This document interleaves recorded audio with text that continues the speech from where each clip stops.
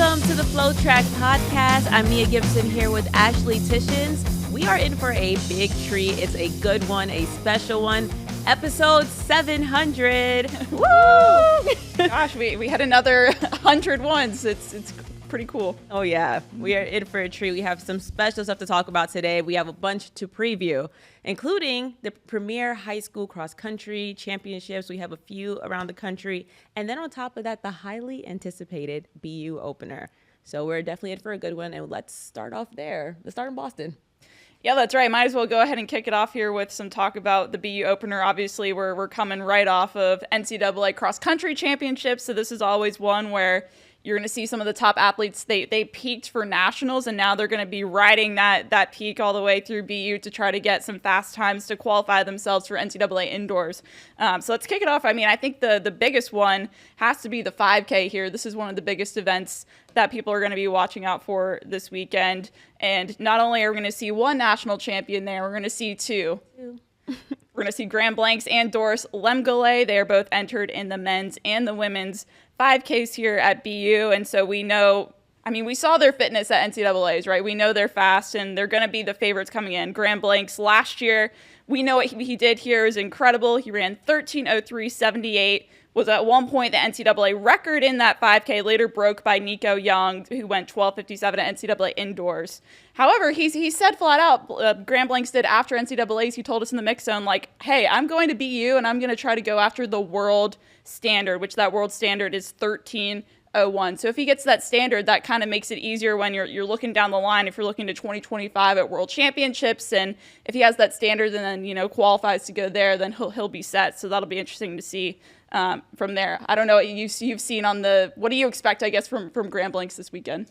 Yeah, I'm definitely a big fan of Graham. And one thing that I see with him in every race that he runs is his level of grit. He definitely is one of those people where he paces himself well. He's a strategic runner for sure, but he runs with a ton of confidence on top of it. So he has like a really nice little gutsy mix, which makes him so hard to compete with. It makes it so hard to beat.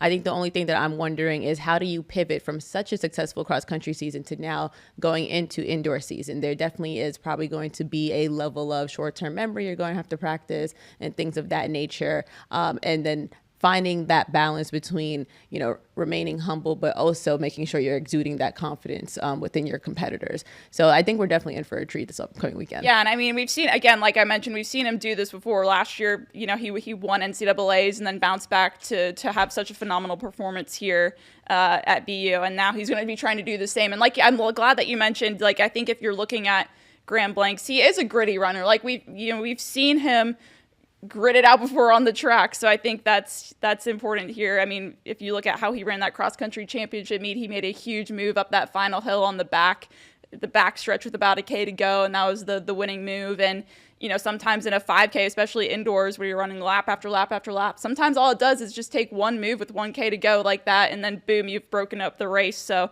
excited to see what he can do there. But then I do want to pivot again now to the women's side. Doris, I mean, I don't know if you've watched the women's race at NCAAs, but the ways that she just completely pulled away from two of the big three that I call them, Pamela Kosgei and Hilda Olamomoy, was just spectacular. So I think she's definitely the favorite coming in here, but she will be battling with those two again. Pamela Kosgei, as I mentioned, she was second at NCAAs, and then Hilda was third from New Mexico and then Florida, so she'll definitely be battling with those ladies as well. It'll definitely be a battle for sure, but she is the favorite nonetheless. Doris has this way of running where she stays within striking distance and then has this monstrous kick. So again, I'm really excited to see how that translates into indoor season coming off, just like Graham, a really successful cross-country season. Yes, and we've seen her run fast indoors as well for 5K. She's gone 15:04 at the David Hemery Valentine Invitational during the last indoor season. So she has been to BU. She knows some of that magic that comes with BU. People, especially in the distance side, you go to BU to run fast. I mean, people are going after on the men's side sub 4 miles and, fast 3Ks and 5Ks on all sides. And so I think, she knows that experience is like running at BU. And so I think she can use that to her advantage. And I will put this out there. The overall collegiate record in the 5K is 14:52 from Parker Valby at Outdoor Nationals in the summer.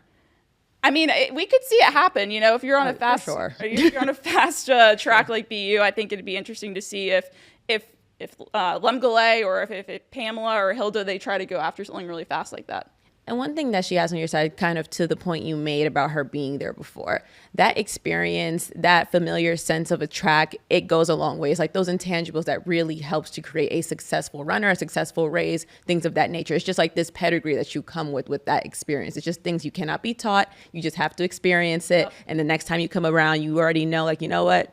I ran this race before. I saw this movie before. I already know how to attack it. Yep. You know how it ends. And this time it's going to end with me at the top. I think that's how it really feels for some of these runners when they're going into a familiar space. So Doris has that advantage on her side. And again, it's going to be a good one, Ashley. That's for sure. But that won't be the only good race there at BU this weekend. Oh, yeah. 3K. Yes. Let's talk about the 3Ks, because I think if you're going down the pecking order of like the best races to watch at BU, it's probably 5K and then 3K and then all the other distance events. Sure. So, if you're looking at these fields, like I'll just go through and list off some of these names. If you're looking at the men's 3K field, you have Ethan Strand, Parker Wolf, Yassine Abdallah, Brian Musau, Gary Martin. And then you go to the 3K field. Now, I will say Doris Lemgale is entering the 3K. We'll see if she runs that or the 5K or both potentially. Kimberly May, Solana Ildes, Margot Appleton, Shannon Flockhart. I mean, those are all, men and women who finished within, as All-Americans at NCAAs. So it's going to be definitely competitive for sure. No, definitely. It's going to be one of those star-studded events that I'd like to call it that. And when we speak about the men's 3K, I do want to note Brian from OSU. He was actually my favorite, like my sleeper pick for NCAAs. I really do like the style he runs. He has this similar style, in my opinion. He's on the younger side to Graham, where he does have like this gutsy way of running. So I am interested to see what he's going to do and how he stays with this pack.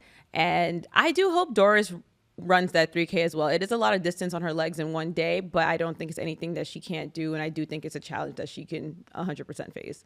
I know for me on the men's side, I definitely think that Yassine Abdallah is someone that I think we should really look out for, potentially one that could run away with this one. Fourth at NCAAs this year in cross country. He's one where NCAAs hasn't gone super well for him in the past. He hasn't been an All-American in the past couple years, but now he comes back. He transferred to Arkansas from Tennessee this year. He ran the marathon at the Olympics for Sudan over the summer. And he finishes, caps off a great cross-country campaign. But now I'm just curious to see, now you're dropping down to 3K, right? Like that. I'm curious to see where his speed is at this point, because obviously you're training up to the 8K and 10K, and he's done a marathon in the summer. So I'm curious to see where his speed is at. But if we're going to talk about speed, I think one guy to watch is definitely Gary Martin. We know he has some speed, especially at that 1,500-mile range. We saw that during outdoors, and I would say the same for Ethan Strand as well from UNC. They both did phenomenal at that shorter distance on the distance side. So I think seeing them in that 3K range will be really interesting. Do you have a favorite out of there? Do you think the speed of one is going to overtake the endurance of the other, or vice versa?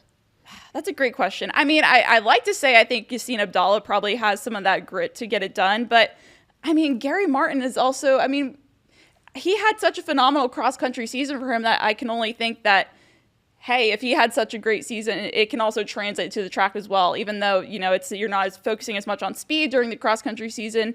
He's one that kind of has more of that natural speed and does well at those shorter distances. So I'm curious to see what he can do. Let's just put it that way. And the women's side? Oh, the women's side. We haven't even gotten to talk about that. I think for me, the two ladies I'm looking forward to watching the most are Kimberly May and Shannon Flockhart of Providence. They have, kind of similar to Gary Martin and stuff. They have quite the speed at the mile and the 1,500-meter distance. Last year during indoors, Kimberly May ran one of the fastest indoor miles ever in collegiate history on the women's side. So I'm curious to see.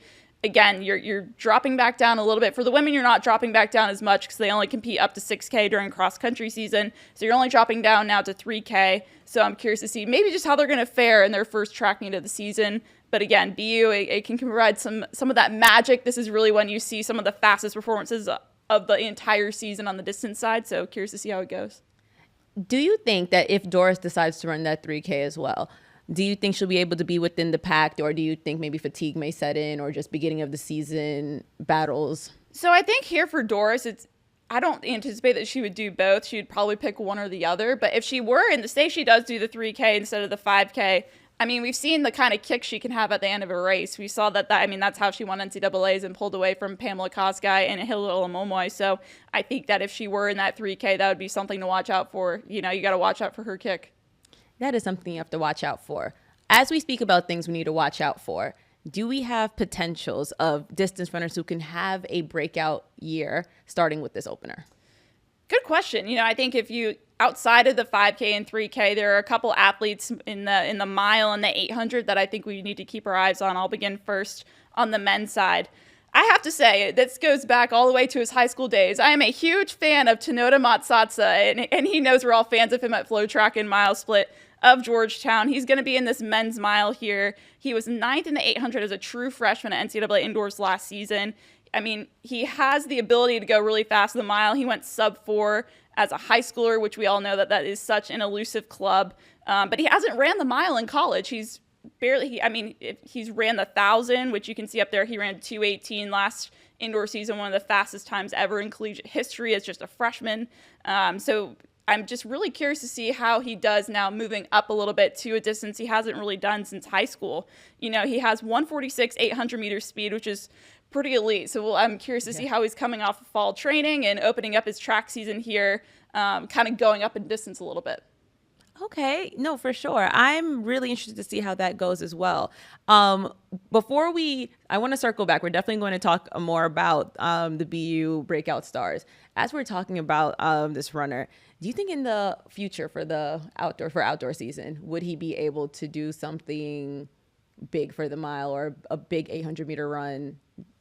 I mean, for sure. I mean, if you look at how he did last season, I mean, I will say I think at times it was more up and down than he probably would have expected. But he did complete, and he knows how to get to the national level, I guess is what I'm trying to say. I mean, he competed again, like I said, at NCAA Indoors.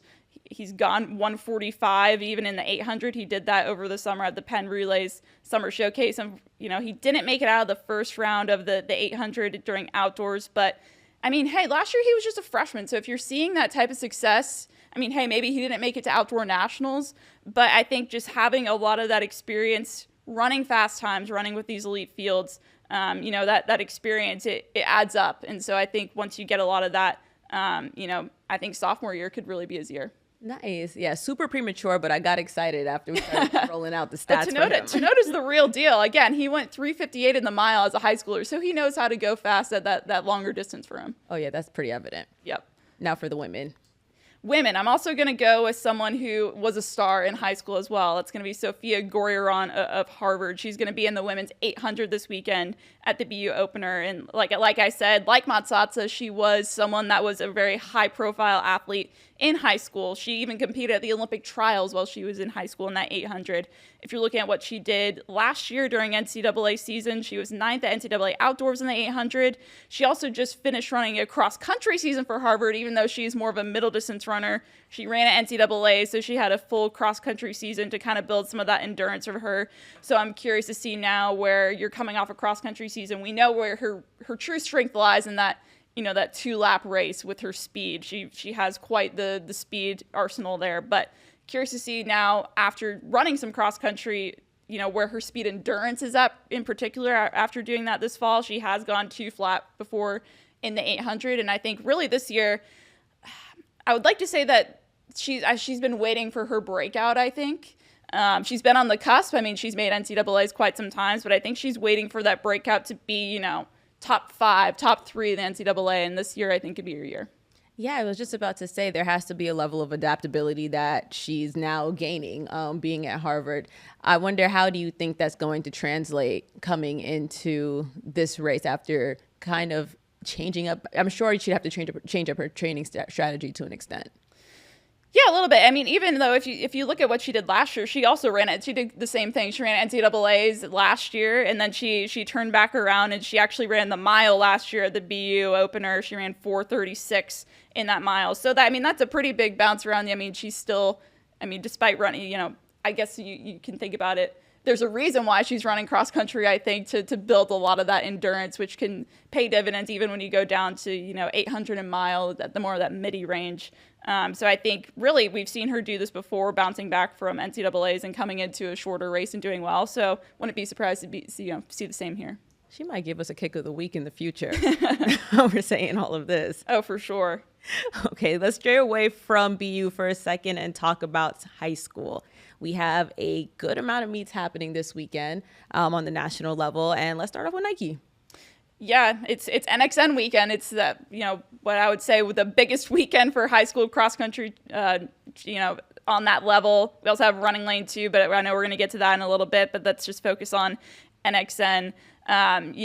In Portland, you never know what the conditions are going to be like when you get there. It looks like it may be raining, unfortunately. So similar to last year, it may be a mud fest. But despite the mud fest of last year, we still were treated to some really great races. Saw Addison Ritzenhein win the girls race, JoJo Jordan win the boys race. And, if you're looking at the fields this year, you do have a defending champion returning. That is Addison Ritzenhein. She is going to be lining up here at NXN, trying to defend her title that she won as just a sophomore last year for Niwot.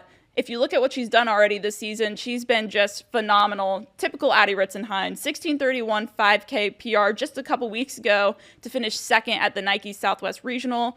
Like I mentioned, last year she was one where she won, even though Elizabeth Leachman from Bernie Champion here in Texas went out to the lead super early on, and then she was able to reel her in despite some of the muddy, not so great conditions and win that race in 17:10 last year. So she's definitely going to have a target on her back, I guess you could say. There's some pressure that comes along with coming into a race like this, having already won.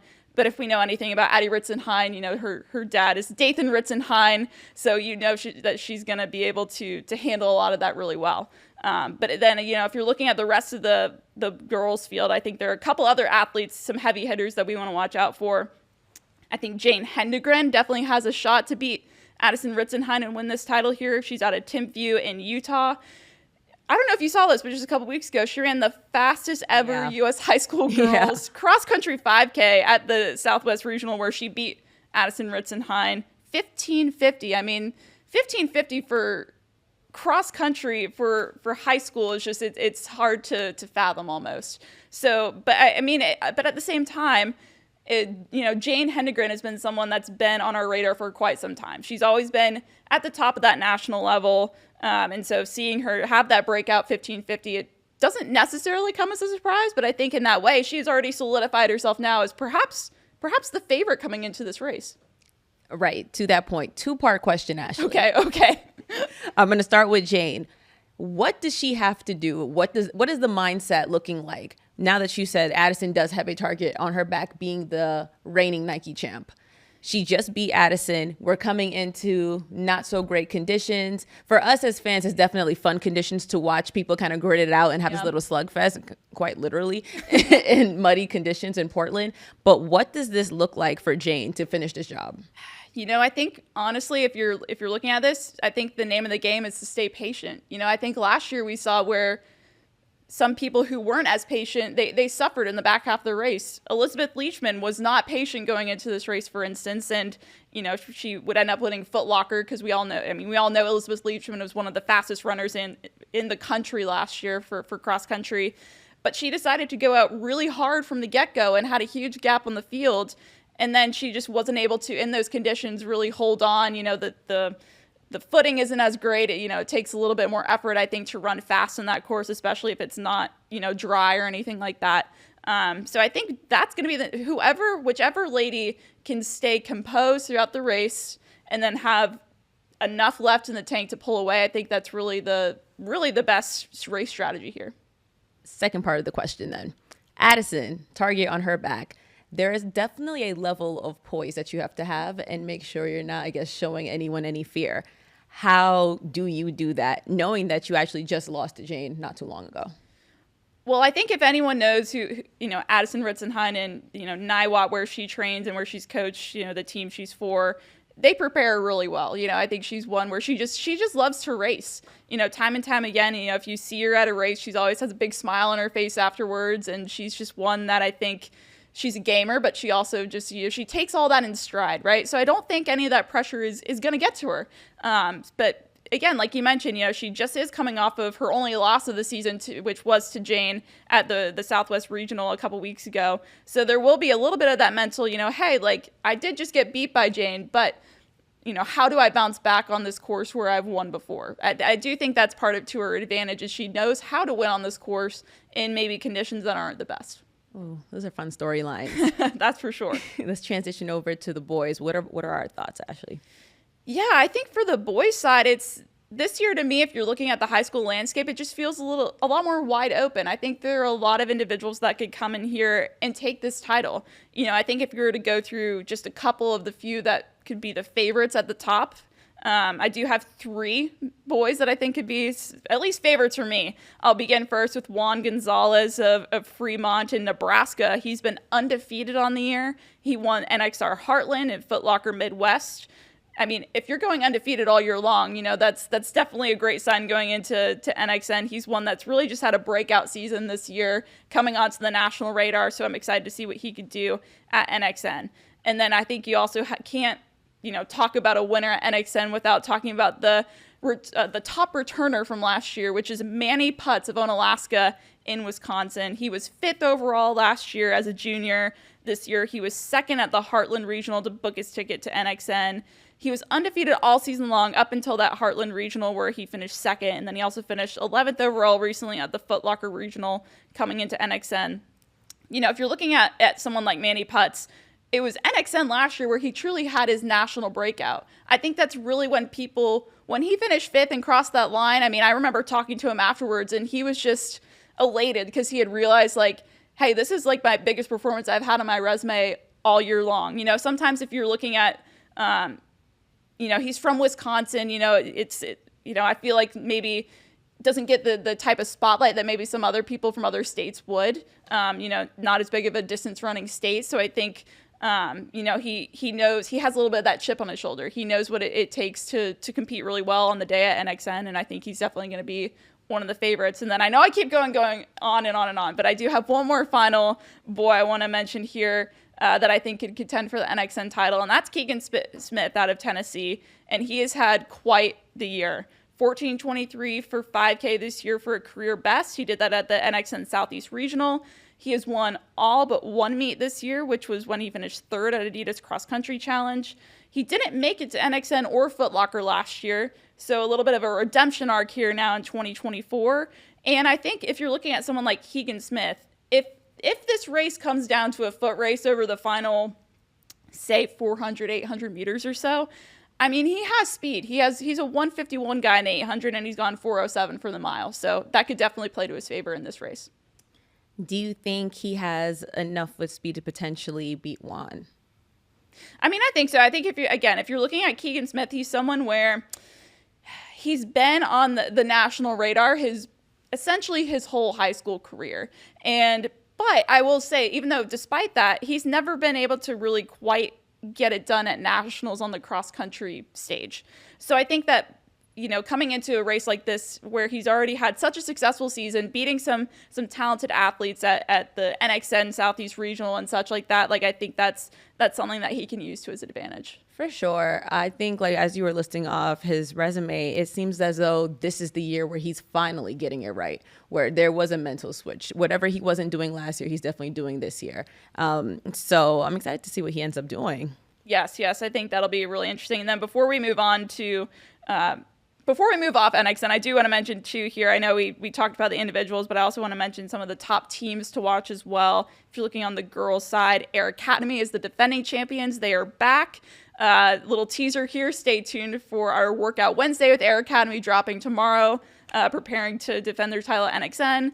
But even though they're defending champions, I think Mountain Vista out of Colorado is the favorite coming in. They just beat Air Academy at their regional meet coming in at NXN, so I think that'll be interesting. And then on the boys' side, Harriman, they're the defending champions. They will be returning here, led by Doug Souls. You also have CBA, who has had quite the incredible season there out of New Jersey.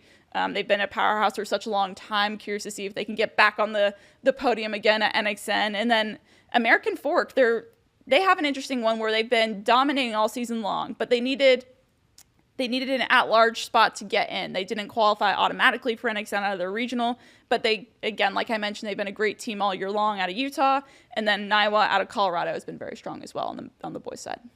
Oh, now I'm excited to see. So, blindly speaking, 10 seconds to think. Girls team winner, go.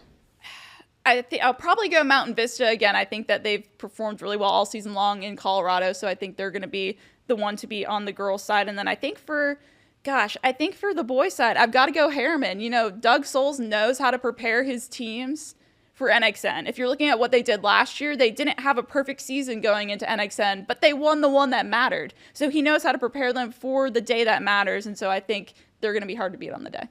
Nice. I can't wait to circle back on this and see what how it goes. Yeah, that's for sure. We'll talk about it in the recap next week. Yes. So lastly, let's transition into RunningLane. This should be a good one out in Huntsville, Alabama. That's right. And you're going to be on the ground. I am going to be on the ground. It's going to be my first time. I was going to say, yeah, this is your first time in Huntsville. I tried to tell you that I think Huntsville's underrated. I actually like Huntsville. Okay. You were the first person to ever tell me that. So I am very excited to see what it's going to. I'm going to go in there with an open mind and a jacket. I was going to say Huntsville's cute and it looks like, honestly, this is the great news. It looks like it's actually going to be PRville weather. Huntsville, that course is known as PRville, but I will say the past 2 years this meet has happened. It has not been PRville because it's been muddy, rainy, all that. So I think we're finally getting some good conditions. So at least you won't be out there in the pouring rain. Okay, so we switched this year. Yes, you switched. Yeah, I got the rain, it looks like, and you got the good conditions. So we'll see. Hopefully it is PRville. So as we're talking about PRs, who do we have on our radar to do so? Yeah, I think if you're looking at the top entrants here, beginning with the girls' side, you have Zoe Carter out of Normal in Illinois. She was third at the Illinois State Championships. She's gone 16:49 for 3 miles this year. She nearly made Foot Locker Nationals. She just finished outside of that top 10 in 12th.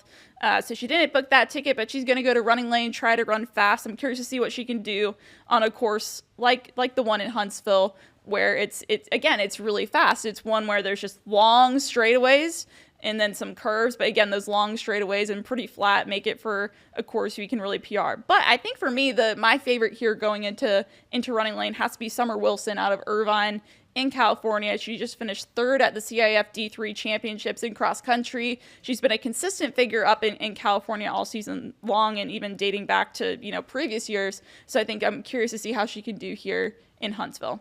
No, for sure. It's going to be an exciting one, and I'm going to make sure I keep my eyes out for them as well while I'm on the ground. So while we're talking about the girls, let's talk about the boys. Yeah, boys, I think the favorite here has to be Jaden Merrick out of Iowa. He was fifth at RunningLane last year, so he's ran here before. He knows this course. He knows what it takes to perform well here. And again, he was fifth last year as just a sophomore. So now he's a junior, a little bit more experience underneath his belt. He just finished second at the Iowa State meet this year after and besides that second place finish, he's been undefeated all season long. He's gone 14:40 for 5K this year. So I think really, again, Jaden Merrick's a gamer. So I know we've all talked to him before on the mile split side. And so knowing that he's a gamer, I think that this could be his year to win this title potentially. But I think if anyone were to challenge, I'd put my money on Owen Clemens of Cleveland in Tennessee. He was injured last year during the cross-country season, but he's back now. He's gone 14:44 for 5K this year. He was just finished 12th at Foot Locker South Regional. So again, just missing that mark to qualify for Foot Locker, but he's going to come to RunningLane, and we're going to see how he does. Oh, this is going to be interesting. We have a nice little interesting grand finale for cross-country season coming up this weekend. We have a great opener for indoor season this weekend. We have a lot to look forward to, and can't wait to recap this with all of you guys. And thank you guys so much for joining us. Again, I'm Nia Gibson. It's Ashley Titians. Episode 700 in the books.